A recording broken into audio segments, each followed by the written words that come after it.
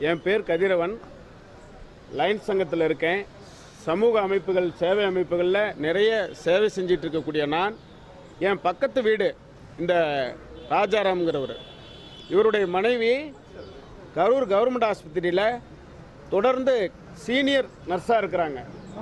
அதோடு மட்டும் இல்லை, பல பேர்த்துக்கிட்டையும் வெளியில் லயன்ஸ் கிளப், ரோட்டரி போன்ற அமைப்புகளில் அரசு மருத்துவமனைக்கு தேவையான உதவிகளை கேட்டு பண்ணிக்கிட்டு இருக்கக்கூடிய, சேவை செய்யக்கூடிய அவருடைய மனைவி மஞ்சுளா, அவருடைய பொண்ணு பாண்டிச்சேரி மெடிக்கல் காலேஜில் படிக்க வச்சிட்ருக்காங்க.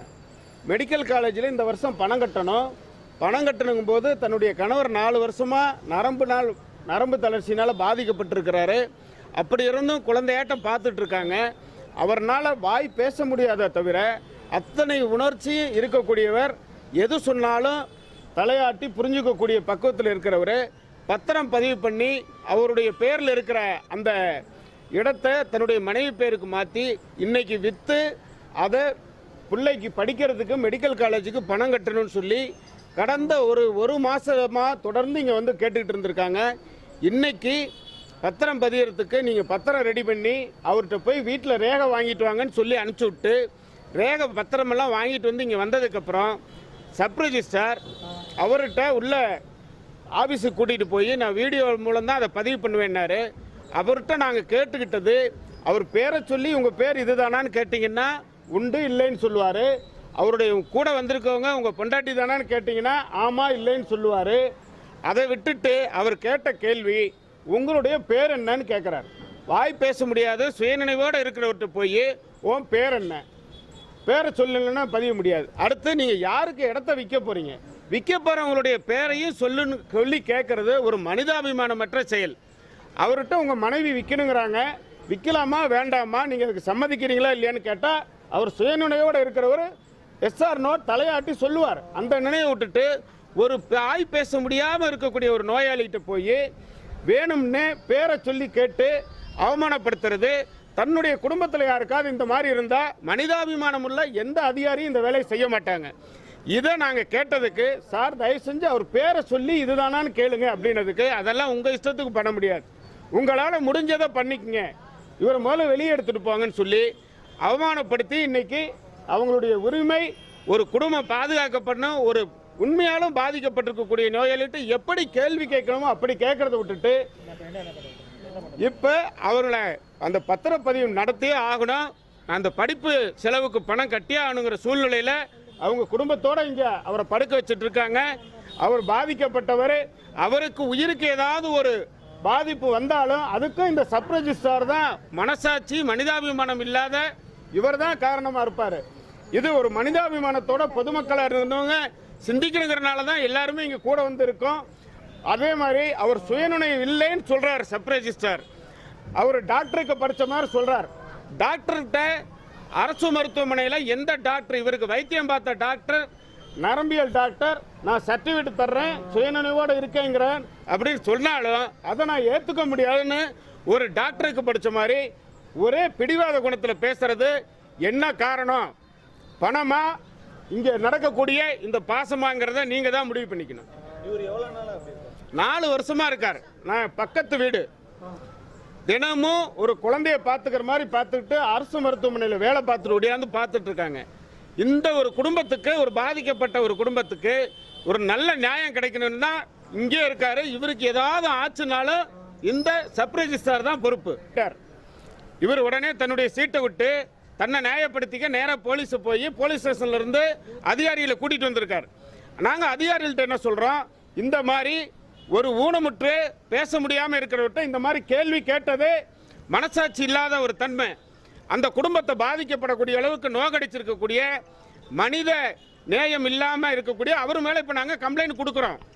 அவருடைய மனைவி மஞ்சுளா சப் ரெஜிஸ்ட்ரார் மேலே பேச முடியாத தன்னுடைய கணவனை வேணும்னே மறுபடியும் மனசு நோகடிக்கிறாங்கிறதுக்கு அவர் மேலே நடவடிக்கை எடுக்க காவல்துறையில் அவங்க கம்ப்ளைண்ட் கொடுக்க போகிறாங்க. நடவடிக்கைங்கிறது அரசாங்கம் பொதுவாக இருக்கணும்னு பட்சத்தில், சட்டம் பொதுவாக இருந்தால் இதுக்கு நல்ல நியாயம் கிடைக்கணும்.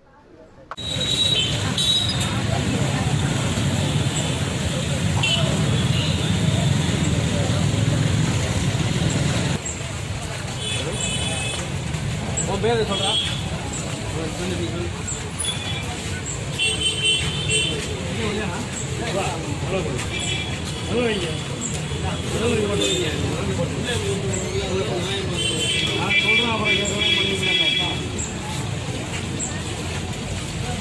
பெற்ற பிள்ளையா இருந்தா பண்ணிடுவாங்களா? பேச முடியாத பிள்ளைய பேர் சொல்றேன்னு கேட்டுருவாங்களா? கவர்மெண்ட் ஆஸ்பத்திரியோட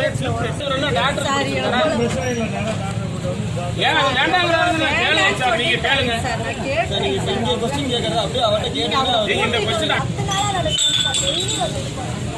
அவருக்கே தெரியும் சார். டாக்டர் பேர் ஒத்துக்கிறாரான்னு கேளுங்க.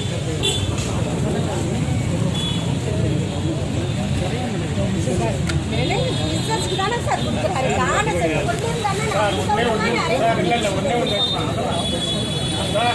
டாக்டர் சொன்னா ஒத்துக்க மாட்டேங்கிறாரு. பிள்ளைய கூட்டிட்டு வந்தா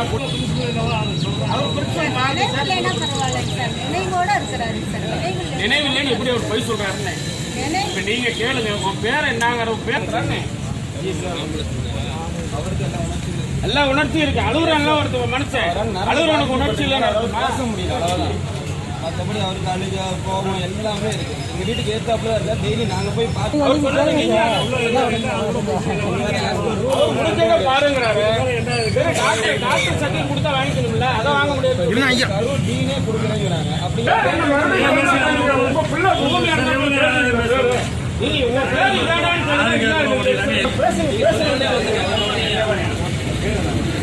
என்ன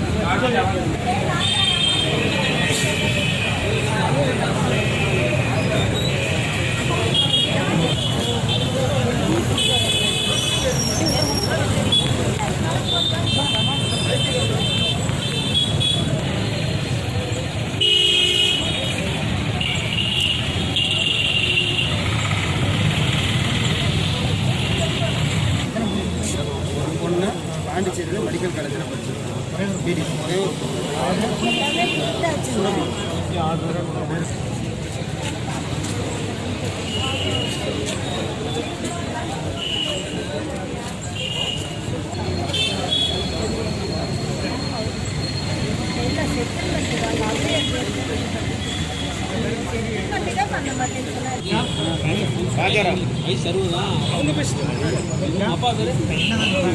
மாமனார் பேர்ல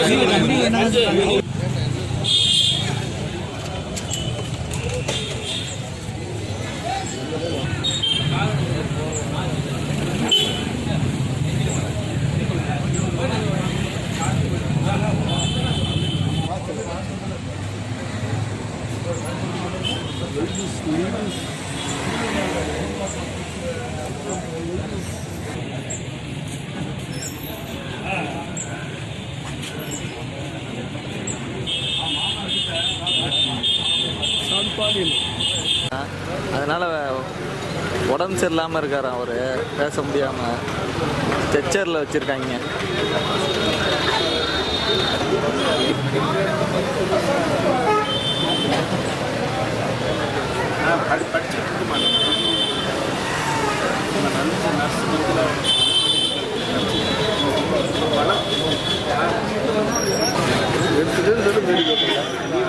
ஒரு செகண்ட் எல்லாமே எடுத்து வேட்டி தான்.